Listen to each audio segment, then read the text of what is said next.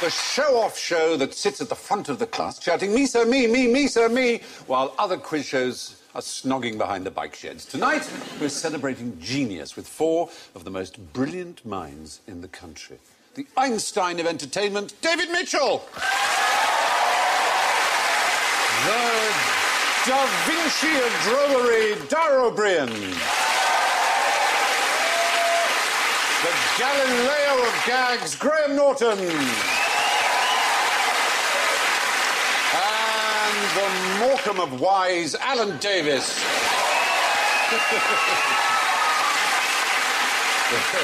But before our SWAT team of SWATs don their white coats and clever clogs, we should hear their buzzers. And Dara goes... University College Dublin, O'Brien. David goes... Peterhouse Cambridge, Mitchell. Graham goes... University College Cork, Norton. And Alan goes... Can I have a pee, please, Bob?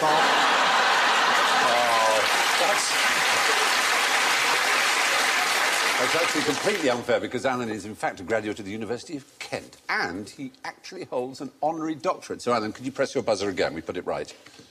The doctor will see you now!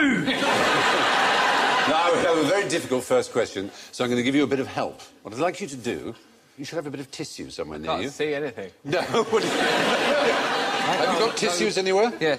I want you to stick a piece of tissue up your left nostril. Right. Like as if you had a nosebleed or something. This is weird, OK? Left nostril. Very good. You've all passed that test. Well, 2 of you have. Still working. I'm going for real penetration. Yes. I can feel that there. Whoa! It came out your ear. That would be a worry. All right. Now say something intelligent.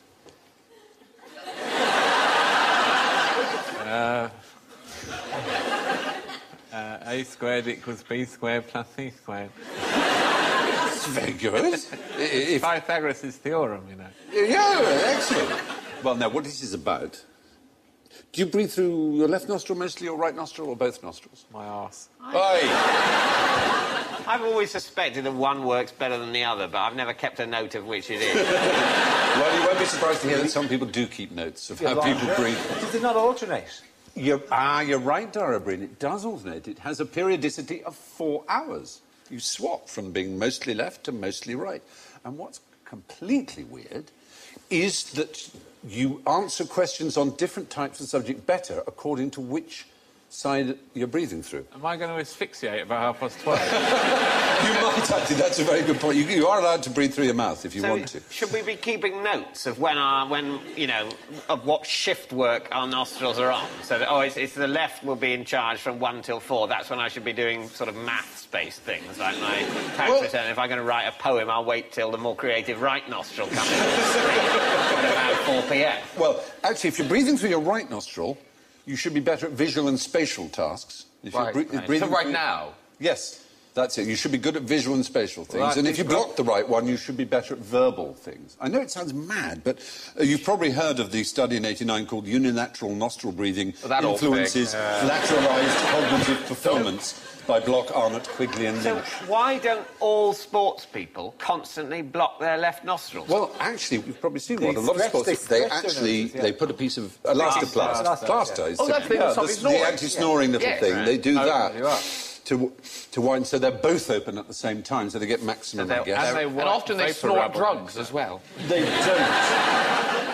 When we watch a sports person with one of those things on, they're not only at their best at sport, they're also at their most verbally dexterous. Indeed. And visually and spatially, because they've got both wide open. Otherwise, they can't even go, mine. No, what have you got? What have you found? I think I lost the end.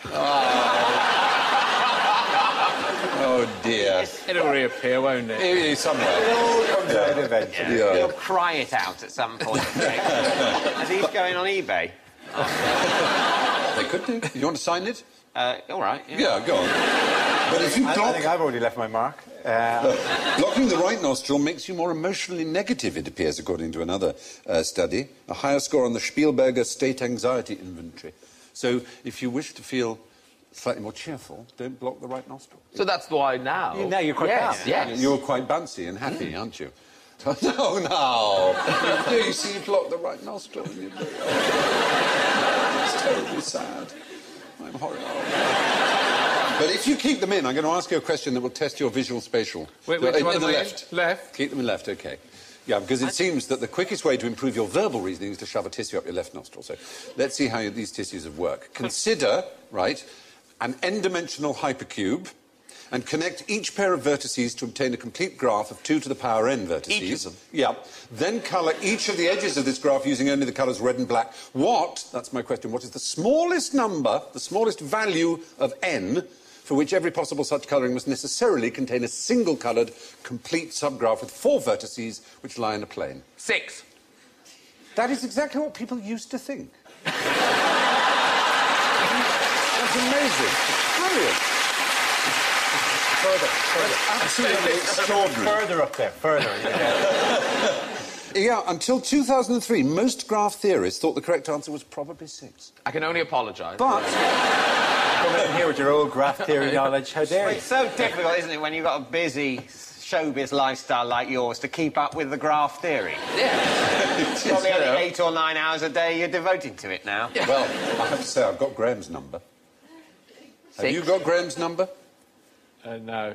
I don't have that sort of relationship. You've not got that sort of relationship. There is such a thing, which is relevant to this, as Graham's number. But it's bigger than 6. Of course it is. It is really big. Try and think of a really, really big number. 17. It's... Do you know what? It's even bigger than that. This number... All right, now get hold of this idea. This number is so big that all the material in the universe, right, couldn't make enough ink to write it out. It's called Graham's number, named after a fellow called Ronald Graham. And weirdly enough, scientists know that it ends in a 7. Which is really strange. But how would it end in a 7? Could you just turn that into an 8 and then it's a bigger number? It didn't say it was the biggest number ever. It's just this is Graham's number, which is huge. You could have other Graham's number. You could have Norton's number. Graham Norton. I made it an 8 at the end. But you can remove your tissues, incidentally. No. I think I'll miss it now. Oh, will you? OK. Keep it both. I'm worried about what might come out when I pull it. The fact is, this problem is a graph problem, it seems. Imagine a cube with lots of different dimensions, where each corner of the shape is connected with red or black lines to every other. What is the fewest number of dimensions so that you must end up with at least one single-coloured square with the same coloured diagonals? Until 2003, they thought it was 6. Now it's been shown that it must be at least 11. The answer may well now be 12, but it's somewhere between 11 and Graham's number, that enormous number. Which is...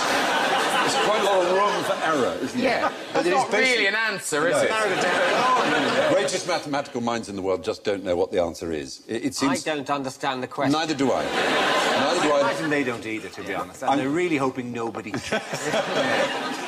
What they do know is it ends in a 7. Now, what music can you play to your children to make them brainier? I'm not going to be lured into saying any of the major classical composers, because that's what's sold to the parents of small children, that if you play them Mozart or Beethoven or Bach or something, you will make them smarter. Yeah. Yes, you're absolutely right. We obviously hoped, because we had a little forfeit lurking behind the screen that said Mozart, because people seem to have it in their heads that they read somewhere once in some newspaper that apparently there's little Mozart. Oh, that God, Mozart... you could slap him, couldn't you? Oh, no. Spoiled little brat. He was on the tour. He was touring there in Europe at that age. He was dragging his arse. He was doing the clubs, basically, albeit they were the clubs run by the crowned heads of Europe. Yes, the Bourbon Club and the Hohenzollern Club. Yes, the fact is there is no evidence at all for the idea that playing Mozart to a baby makes them... I thought you were supposed to play natural sounds because the noises of contemporary life are extremely destructive and create behavioural difficulties. So that's why you mustn't have the television on until they're 4 or something like that. Oh, yeah, I hadn't heard that That is particular not one. how parenting works, my friend. You have the television. You train them to like the television as quickly as they possibly can. Because there was no ADHD until TV was invented. They're kind of coincide. They're happy with HD, my friend. But is there music that makes them cleverer? Well, no, you see, there was some study, which has since been debunked by many other studies, which claimed that the IQ went up. But it was only done to students, not to children. You can't test any of these things on children because you'd have to have a control group as such. You'd have to have a baby that you're not playing Mozart to in the hope that the child is stupider. Yeah. And that's a tough sell to parents to say, we'd like to test your child by denying him any intellectual stimulation and hoping that he turns out dumb. And But none of you said we'll look after it 24 hours a day for the next 6 months to test this. Yeah, People would be quite happy to hand them We'll over give then. you money. But presumably if you just play the child educational songs, like one potato, two potato, they'd at least learn that. That's true. And could count potatoes. important life skill. Growing up in Ireland, that was vital. Oh, 1, 2, that seems to be it. Good to go to America. Finished. Do you know about the English Mozarts? Do they mean anything to you? Have you McFly. Very, very popular. High quality, high quality. You know, there were two chaps around. One was Thomas Lindley. He beat Mozart by playing a concerto at an earlier age, even than Mozart did. At 14, both boys played together. They looked to be future stars, but unfortunately, Lindley fell into a lake while boating and was drowned when aged 22. Yeah, No accident. Yeah. Because there were no recordings. It's all very impressive to say you played a concerto age, whatever. It might have been rubbish. Do you know what I mean? It's just like... No, people travelled and they were the sensation of the age. The other one was Samuel Wesley, but most of his genius was suppressed when he banged his head and suffered from mild brain damage for the rest of his life. Tricked by Mozart. Yeah, I was going to say, there seems to be a pattern emerging. So there's no evidence that, in fact, playing Mozart to children makes them more intelligent. If you can't dumb the kids up, how about dumbing them down? Why are exams so much easier for youngsters these days? Yes. Dublin, O'Brien. Thank you very much. Firstly, are they actually easier these days, or are they simply marked more generously these days? It is just one of these things. I'm sorry, this may be a national thing that you do, but you have a tendency to presume that you have a very stupid generation of kids in this country. Then you set them a series of exams, they all get A's, and you go, well... That proves they're stupid, yes. It is a horrendous catch-22 if you're a 17-year-old. My problem with exams, though, is that more and more people get A's. And so whether or not that's because they're getting more intelligent or the exams are getting easier or a bit of both, it still is defying the point of the exams. The point in exams is to tell people apart, not just to go, you're all great academically. Yeah. Everyone can be Professor of Latin. Share the Professor of Latin salary between you and starve. Yeah. You're right, it should be done by percentile. That's the Which point. is how it used to be done. And that's the point of our IQ test. And what's interesting about the IQ test is that each year it gets better by 0.3%. So 3% every 10 years. Children get smarter, so they have to normalise. So if you go back to your great-great-grandparents, they would be, under the Mental Health Act of 1983, retarded. Actually, because they would have an IQ of 70. My great-grandfather signed his marriage certificate with a cross. But his name was Xavier. I don't think it was. Or perhaps you should have used a pen.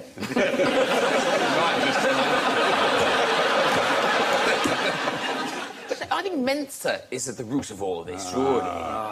They say without irony, Mensa on their website, it's Latin for table, which Mensa is, but that's not why it's called Mensa. It was originally called Mens, which is the Latin for mind, but they realised their magazine looked like some special interest gay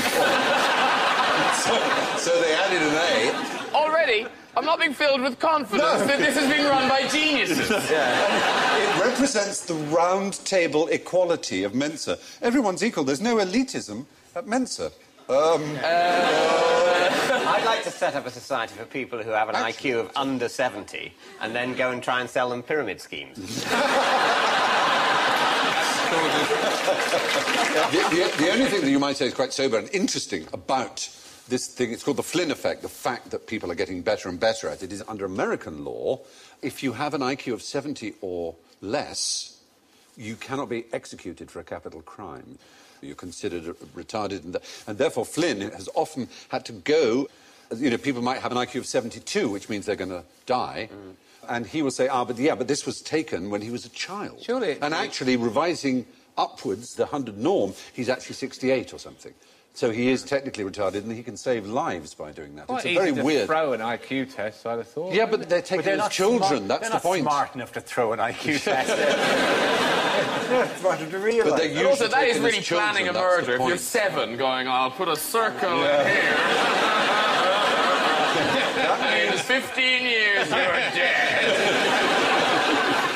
It's kind of the reverse of the sort of eugenicist argument that the Americans are using, where they're letting the stupid live, though. But anyway, young people find IQ tests easier than their parents because apparently they're exposed to more problem-solving in their life. Maybe geniuses are born, not made, and if so, how would you create a genius? Is there a way of ensuring a genius? Breeding 2 geniuses together. Well, Giving them a high-fibre diet. Exposed to lots of vitamin D from the sun. you mentioned eugenicists earlier. Tell me what eugenics is, then. Yeah, tell us about your theory of eugenics. I'm not sure. Is it's sort of generally trying to breed people to be brighter and stronger and better at things, and stopping people from breeding if you think they might have stupid or feeble People kids. farming. Nazism. Yeah, Not basically, people husbandry, isn't it? Yeah. Like, And as Alan said, Nazism, of course, is the thing that... There were people of quite respectable antecedents and liberal points of view before Nazism who believed that eugenics may be a good idea. Lots of people. But Bernard Shaw and many others. But sometimes I did a game show in America a while ago, and there was a contestant on it, this woman, and her sort of interesting fact, her fun fact about herself was that her father had been a serial killer, right?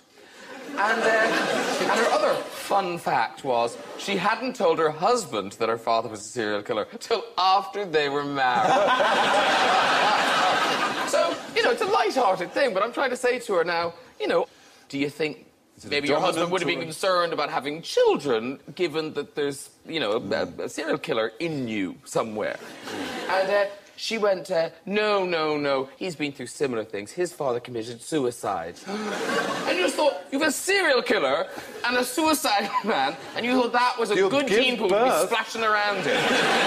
You give birth to a child who kills himself lots of times. It's a serial suicide. It's terrifying. When you say after she'd married him, how long? Was it before the speeches?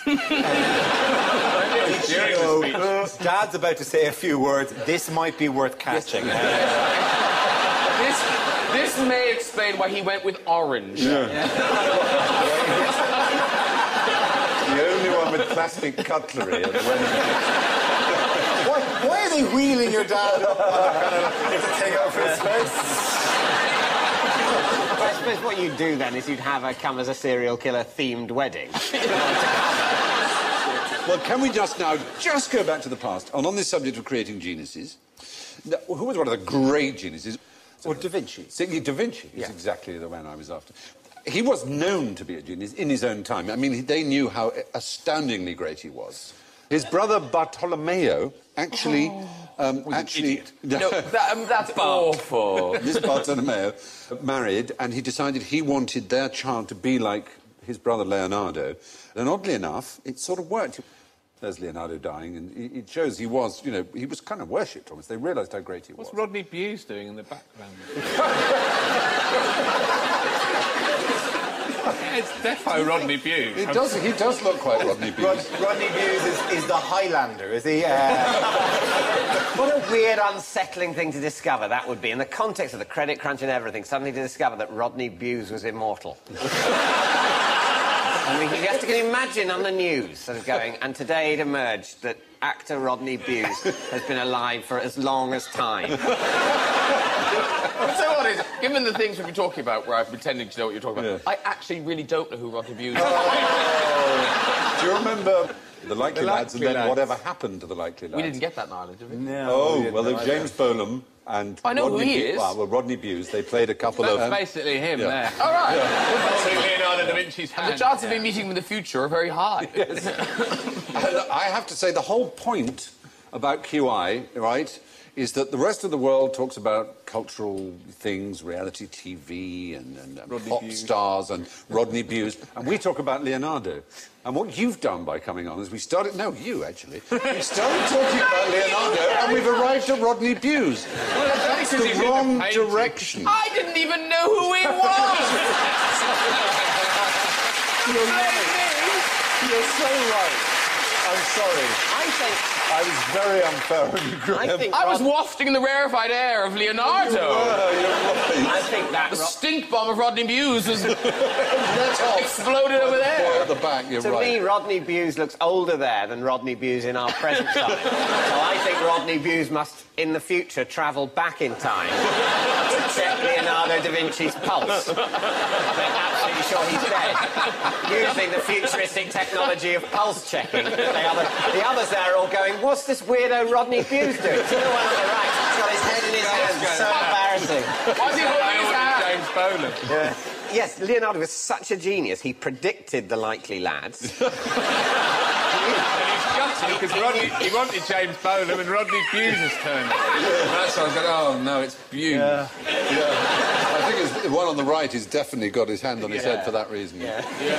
We ordered John Cleese and Connie Booth. The one on the left is gesturing towards Rodney Bewes as if to say, Leonardo, who's this dick?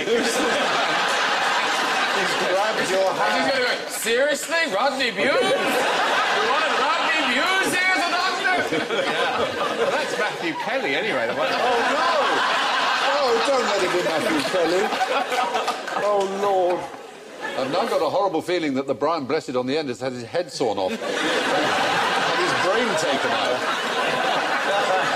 But he's no longer Brian Blessed. He's turned into somebody else. I don't know how that can be. Anyway, I wanted to discuss the fact that, unbeknownst to him, when Leonardo died, he had a nephew called Pierino, who was brought up to be a genius, and actually kind of was. He was sent to Florence, and he demonstrated great talent, but sadly, he died at age only 22, leaving 20 works behind him. Pushed out of a window by Michael. Yes, or possibly by Mozart. Working in tandem. Yeah, exactly. The two, you can't... Having stolen Rodney Bewes' time-travelling technology. Yes, exactly. Exactly. It all makes sense. Yeah. Sort of. Yeah. What can you tell me quite interesting while we're on the subject of Leonardo, aside from the fact that Rodney Bewes was his doctor, which I must say I didn't know? No. What can you tell me about The Last Supper? Peterhouse Mitchell. Did he sort of paint it... is it true the reason it's peeling so badly is he didn't listen to the people who were experts in that kind of painting, the way you're supposed to prepare the wall? He just said, no, I'm a genius, I know best, and sort of just slapped it on randomly. Yeah, and so as a result, it's decaying a lot worse than other sort of frescoes like that. I mean, in his own lifetime, it started to fall apart. Yes, he painted it directly onto dry plaster instead of on wet plaster, which is what a fresco is. And then, sadly, in Napoleon's time, it was used as a sort of storeroom, or virtually as a dartboard, and stabling it was used as. It's because the door was knocked through the tablecloth, wasn't it? You can see, you should have been able to see Christ's legs, but they just added a door, so it was horribly vandalised in his own time there. I'm surprised, because they must have thought it's a bit rubbish. It hasn't been done very well. No, exactly. All the other fresco painters are going, the thing about Leonardo da Vinci, he will not listen. Yeah, exactly. Did he paint people in that he knew? I'm not sure in his case. It was obviously a thing that used to be done in Renaissance art. I think they're all fussing about it. I had the Peter bread, but I didn't have any wine, so I don't see why I should pay as much as Peter. And Simon had... Luke had that. I'm not paying for that. It's very interesting, because it is just a room of people being repelled by Jesus. He is... And you know what Jesus' name was at the last bloody supper I remember. And although, obviously, Leonardo was a fine artist, he didn't actually make any real contribution to science at all, did he? Or did he? Flying machine? Was that a forfeit? No, not a forfeit, but it just wouldn't have worked, his helicopter. Yes, it's a drawing of a helicopter, isn't it? I mean, I did sort of drawings of spaceships when I was about 5, and I'd be embarrassed if someone said I'd invented interstellar travel. But then, if he just did some paintings, what's the fuss? Well, because his curiosity was so wide-ranging in machines of war and in anatomy and so on. But partly the reason he didn't contribute to science is he did actually make quite a few discoveries, is that he wrote a mirror-writing diary, which was also in code, that wasn't really looked at or interpreted. until the 19th century, by which time almost everything he'd discovered that might have been considered new 50, 100 years earlier had already been independently discovered. So in that sense, he didn't really contribute. But he's considered the prototypical genius, as you say, or archetypal Renaissance Submarine? man. Did he come up with a submarine? He might have done a drawing about submarines, I'm not sure. Did he? Was it the same drawing the thing? He never actually did The it? Beatles, He just did a wavy line and coloured it in all blue and a thing, and then like kitchen. Yeah. And The big fish looking man in, waving out. And they've probably no room for a tennis court, practically thinking. Anyway, if everyone could roll their tongues for me. Very good. And go close up on Graham. What the hell? Did you? I think it's supposed to be an illustration of a child of two geniuses may not necessarily be a genius. I don't know who says that. Yes, rolling tongues. Where does that gift come from? If it is a gift, where does that ability? I literally can't do it. A fish. I do. You asked. Yes, I did. And you gave an answer. You avoided the trap, which was to say from your parents that it's genetically handed down, and it's not. It's one of these things that some people can do and some people can't. And it isn't related to the fact that if you come two parents who can do it, you will therefore be able to do it. And there are other things that some people can do and some people can't, like asparagus and urine. Does it make your urine smell? It makes everyone's urine smell. No, it doesn't. Maybe not ladies. Yeah, mostly women don't have the... I mean, can you put your hand up if you've never noticed an effect of asparagus in the smell of your urine? Weird. You've never noticed. Never noticed that. Yes, but it's some people instant. don't, you see, and that's quite a lot of You've people. in the hardly audience. finished chewing. I know, it's always... I mean, And then you're peeing and it stinks. they used to call it... Other diners are pointing at you. You should be doing that in the toilet. That stinks and he's doing it in here. They used to call it housemaid's despair, because the next morning, if someone had had asparagus, the housemaid would take down the chamber pot, like, ow! I just want to say, I find it, maybe I'm wrong, maybe Yeah, this is... yeah. I find the smell of urine quite distasteful Yeah, anyway. but let's no. Believe me. No. If you've got stinky pee, you need to see someone. I don't. There's something wrong with you. No, wait. You've got a disease. I don't think Your pee presumably doesn't make you go, "Wah!" It just makes me go, I'll not drink that. That makes it kind of a disgusting Well, yes, I mean, if you kick in. peed out Chardonnay, I mean, that would be something else. Best to leave that alone. Yeah. I feel, I don't, but serious. I leave it alone because I've just Yeah. done it into a toilet. yeah, okay, I didn't say that I was, I was flavouring If you stuff. decanted it, but it would be different. When I was a child, sugar puffs made it smell of sugar puffs to me. Anybody else? Oh, good. Yeah. So nice not to feel alone, isn't it? I'm pretty sure Yeah. I had asparagus in the past and it didn't make my wee smell, and it's only in recent years that it has. No, that is interesting, isn't it? And there was interest there and an interesting audience, and they've all got exactly the right little bodies that do the right things. She's still fuming. I think people are a lot more interested in their wee than they'll admit. That's certainly true. People say, what are you interested in? People are interested in what comes out of them. I think Yeah. there's a general rule, not in a kind of a icky way, but there is an element of It's you. Yeah. that. I just wanted to make the point where you ask someone about their interests, they'll say, walking, cinema, books. They won't say, well, primarily, You're right. the smell of my own farts, I'm always fascinated by. But, they don't come all the time, so I while away the rest of the time with cinema, books and long walks. If I could just fart all day and smell it, I would be a fascinated man. You're so right. And I think most psychologists would agree with you and say it is true, but it's an unspoken Ask truth. to anyone on Earth, when they've just farted and smelt it, who is bored. You know what that means?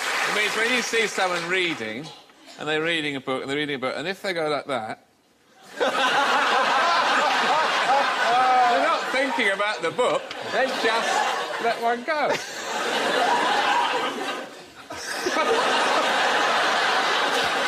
It is true.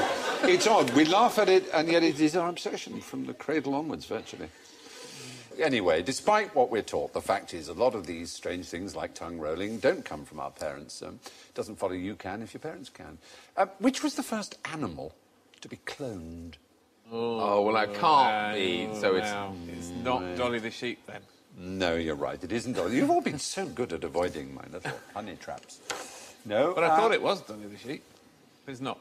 Not the first animal, no. We have to go back to the 1880s for the first cloning. Really? Yeah. It was a sea creature, actually. An octopus or something? No, it was a sea urchin. There's one. This was a German called Driesch who did it in 1885. But in 1902, another German, Hans Spemann, cloned a salamander. And he used a rudimentary noose, right, to separate the cells of the embryo. And the noose was made of the hair of a human baby. And he used it as like a little lasso to separate. Isn't that marvellous? That is fiddly work. It is very fiddly work, I've got to say, There must have been lots of times where he used to go,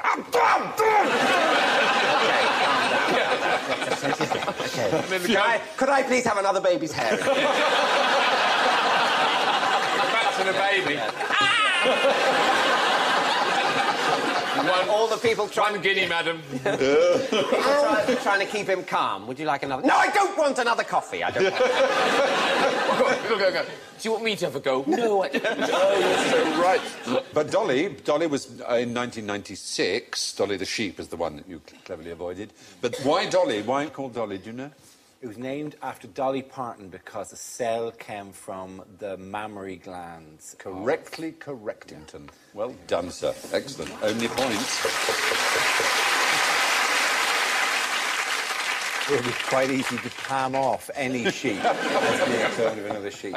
Do you think there was a point where they go, we can just get another sheep and say, yeah, there it is, it's genetically identical, that one. There, there's two sheep, look similar. Well, that's because they're genetically identical. Well, oddly enough, things can be genetically identical and rather surprising because the first cat to be cloned was called Rainbow and her clone was known as CC. And there. You say, now, how can that... Ah, well, they didn't put the effort in. No, you're saying, you see. When they trolled the pet shops for that little faker, they could have they could have at least sent the guy who they sent to get the other kitten with a photo of the not just get any cat. Yes. The little kitten is called CC. Points if you can guess what that stands for. Cat clone. Whittier. What sort of Whittier? Say? Points to the audience. Copycat, you see. Very good, yeah. The operation was known as Operation Copycat, wasn't it? It's part of a larger project to clone a dog, which was... Oh, that's a bit... Well, it was called Missy, the Missiplicity, named after a dog named Missy. And the world's first cloned dog from Korea is called Snappy. And they ate it. Of course.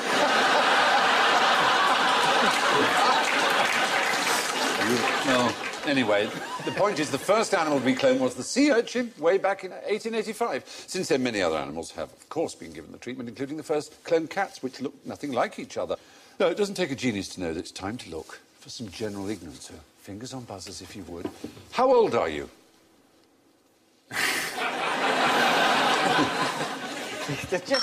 Oh, yes. Norton. How old do I look? See you! How old do I feel? Just shows you the effect of this game, though. You ask a question, all four of us think that is something I definitely know the answer to. I've been made so uncertain. And I'm not even willing to give my own age, name, or address. How can this possibly be a trap? Yeah. I am 37. No, 37. Dublin or breed? Yeah, There we go, no points lost.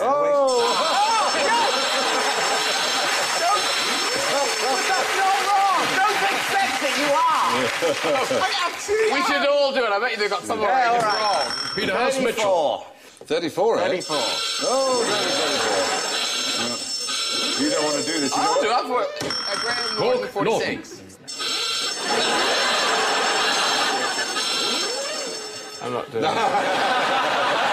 Well, obviously, as the baby that was, called Graham or Dara or David or Alan was, arrived on the planet the number of years ago that you said, but that's not how old you are if I touch you. If I touch your arm, how old is that arm? Is that as old as that? It's like 6 weeks old or something like that. Is it 5 years we replace our entire... There all are of different ourselves? bits of one, that's right. There are different bits of one that take... Some of them... Your cells regenerate. Your red blood cells last only 120 days. A liver has a turnaround time of 300 to 500 days, sort of 1.5 years. Hurry up. The entire human... Give it a chance to recover. The entire human skeleton is replaced every 10 years or so. So all your bones. Really? Replaced, yeah. That's good, isn't it? Yeah, it is. Unfortunately, they're replaced in an aged way, rather annoyingly, rather than a brand new So they're way. replaced with second-hand ones. Well, not exactly used, no, but... I'm thinking of trading in my 8-year-old Mazda for an 8-and-a-bit-year-old Mazda. I'm afraid that's how it goes, yeah. It's all rather unfortunate. So an adult's body may turn out as usually somewhere between 7 and 10 years old in terms of its cells, though some of the cells are much, much younger. And 98% of the 7 billion atoms in the human body are replaced yearly. Do you know, I think some of my socks are older than I am. It's a marvellous thought. Yeah, I feel I should defer to them. Yes, exactly. You've been around longer than me. But most of the cells in your body are not your own. They're not human. Was this bacteria? Yes, they're bacteria, yeah. In fact, more than 500 different species of them. They make up more than 10 times the number of human cells. Isn't that interesting? On average, all the cells in your body are only 10 years old or so. Now, how did the Church of England originally react to Darwin's theory of evolution? Well, they weren't happy about it. They weren't happy about it. Dublin or Breed? They didn't get it, I don't think. Nobody really got it for a while. He delivered it to a meeting of the Royal Society, I think it was, and people just kind of went, oh, OK. That's true of his original paper, but when he published On the Origin of Species, it was a massive bestseller. In fact, it sold out even before it was printed. And he was a gigantic figure of his time. He was one of only 5 people, not royal, to be given a burial at Westminster Abbey. And they absolutely understood his greatness. And the surprising thing is the Church were not that worried at all. They specifically said Church of England. But for many years, most churchmen had encouraged people to believe that a lot of the Bible is metaphorical and it's not literally true. But if there's anything shocking about it to them, it was that it shows nature doesn't care. Yeah. The idea of a lineal evolution they thought was fine. That might have been part of God's plan. But if your true understanding of evolution also shows that nature is completely horrific. That was a major part the Victorians hated because they thought they loved their countryside and they loved bird song. Mrs. Alexander's, you know, all things bright and beautiful. Yes, song. and instead they're locked in a vicious struggle for survival Exactly. where all the animals are hungry and afraid and they die before they get old, and it's a miserable, hard life. Unless they live in zoos when they're quite stress-free. It is. It's a life they wouldn't expect in the wild. Yeah. Yeah. Maybe they should, if you take them out of zoo for a little bit, and let them back in the circus. Just a little bit. I miss a dog pushing a pram. Cirque du Soleil is all very well. An elephant counting. You're pitching yourself in a tailcoat and tights and a top hat, welcoming everybody to Circus X Factor, Call Me a Nancy. Don't be so... Aren't you? No. Would you have to do the elephant's backstory, the elephant's emotional, this is the elephant's last chance at a career in show business. And the elephant bursts into tears. And then he's doing this for his dead grandfather, and then a shot of the elephant staring at a big pile of ivory.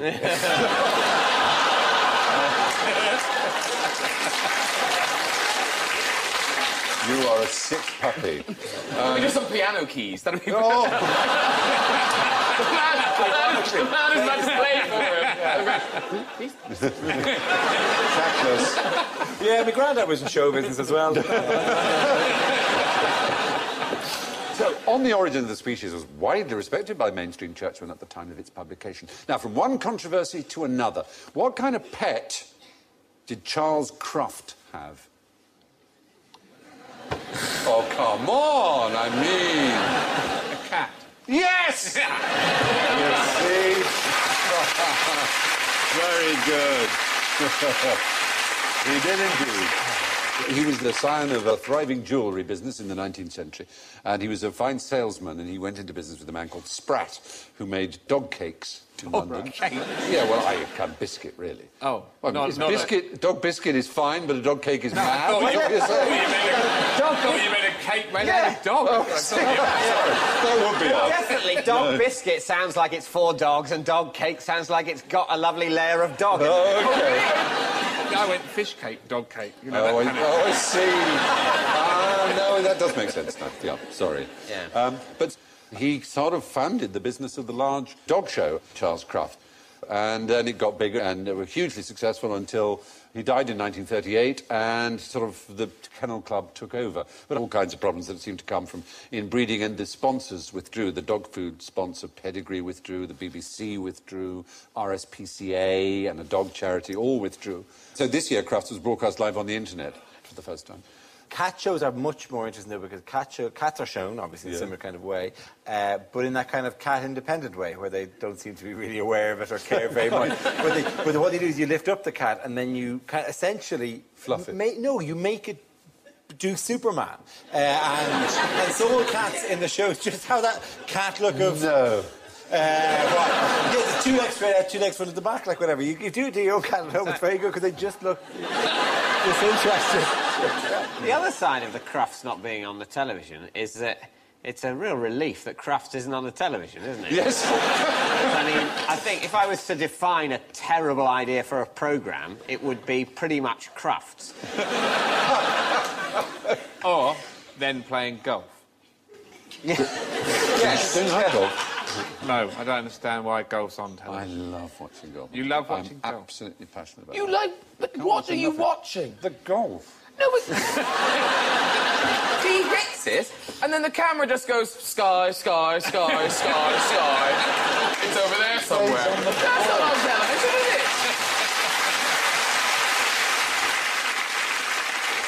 The founder of Crufts, Charles Crufts, did have a pet cat, but he didn't care for dogs. And finally, how many brains did the man with 2 brains have?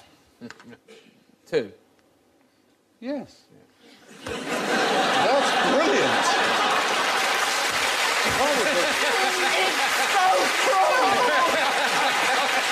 Yeah, he's wise enough to have spotted double bluff.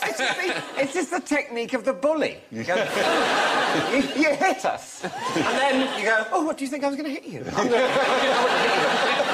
Oh, no, I'm not going to hit you. Oh, this is my hand to stroke you. And we're here.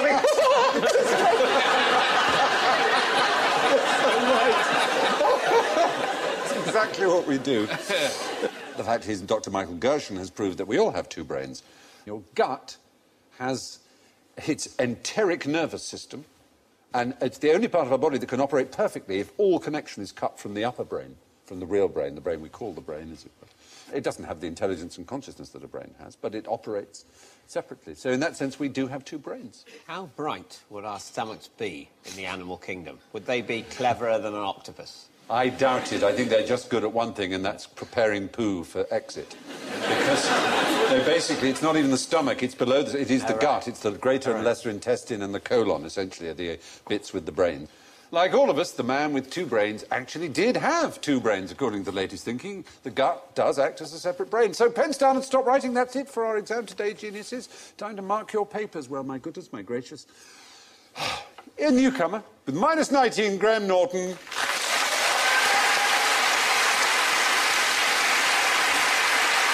In third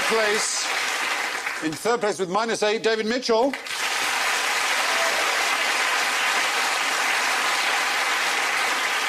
In second place with a very respectable -7, Dara O'Brien.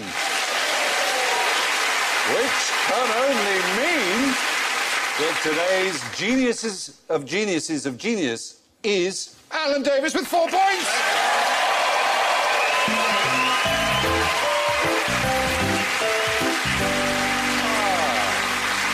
That's all from QI. My thanks go to Graham, Dara, David and Alan, and I leave you with our genius Leonardo da Vinci's favourite joke. It was asked of a painter why, since he made such beautiful figures, which were but dead things, why his children were so ugly.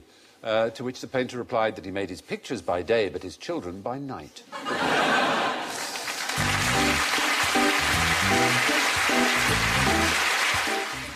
The first series of QI is available on BBC DVD.